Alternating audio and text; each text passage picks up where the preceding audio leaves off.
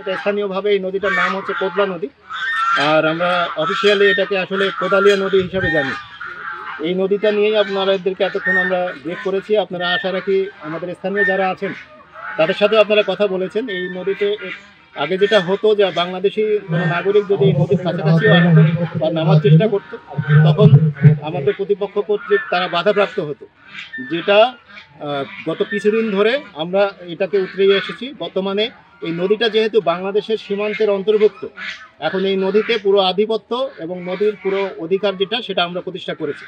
এবং বর্তমানে আমাদের প্রতিপক্ষ কর্তৃক আমাদের যারা স্থানীয় জনগণ আছে তারা কোনো রকমের বাধার সম্মুখীন হচ্ছেন না।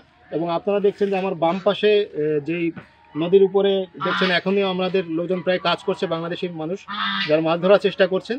এই অবস্থাটা গত প্রায় 2 সপ্তাহ ধরে আমাদের এখানে চালু আছে।